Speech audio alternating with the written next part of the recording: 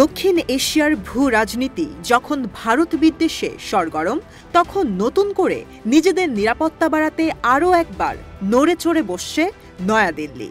কিভাবে কি করা যায় তাই নিয়ে একাধিকবার কেন্দ্রীয় মন্ত্রীদের সঙ্গে বৈঠক করছেন প্রধানমন্ত্রী নরেন্দ্র মোদী। একের পর এক দিক নির্দেশনা দিচ্ছেন প্রতিরক্ষা মন্ত্রণালয়কে। বাংলাদেশ, পাকিস্তান, চীন ও মিয়ানমার প্রতিবেশী সব দেশের সঙ্গেই যখন ভারতের শত্রুতা চরমে, তখন নয়াদিল্লির মনে ভয় জেগেছে যে কোনো দিক থেকেই আক্রমণ আসতে পারে ভারত ভূখণ্ডে। তাছাড়া শক্তিশালী চীনের কূটবুদ্ধি, পাকিস্তানের ব্যালিস্টিক ক্ষেপণাস্ত্রের সমাহার ও বাংলাদেশের সঙ্গে সাম্প্রতিক উত্তেজনা সব মিলিয়ে সেই শঙ্কাকে করেছে আরও গভীর। তাই নয়াদিল্লি এবার নিজেদের অস্ত্রের ভাণ্ডার বাড়ানোর পাশাপাশি জোর দিচ্ছে আকাশ প্রতিরক্ষাকে আরও মজবুত করা। দুর্ভেদ্য দেয়ালে ঘিরে ফেলতে চায় গোটা ভারতকে। সেই উদ্দেশ্য বাস্তবায়নে রাশিয়ার কাছ থেকে নিতে চায় ভোরোনেজ নামক আকাশ প্রতিরক্ষা ব্যবস্থা।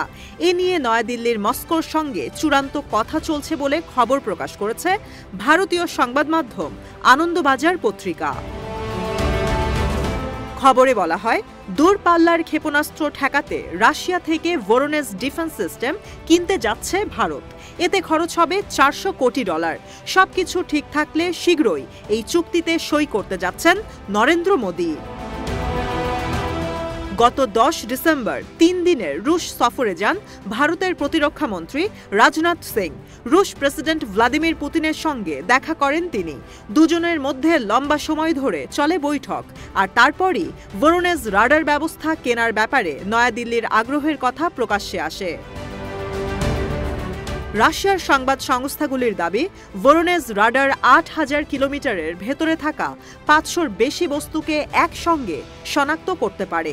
এর সবচেয়ে বড় সুবিধা হল ব্যালিস্টিক ক্ষেপণাস্ত্র এবং স্টেলথ যুদ্ধবিমান চিহ্নিত করতে পারে এটি, যা বিশ্বের অধিকাংশ রাডারই করতে ব্যর্থ।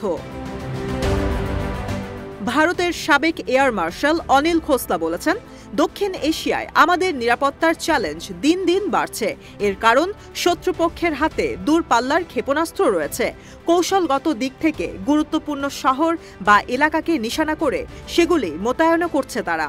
কোনো সন্দেহ নেই, এই অবস্থায় ভোরোনেজের মতো রাডার হাতে পেলে আমাদের সেনার শক্তি কয়েক গুণ বৃদ্ধি পাবে।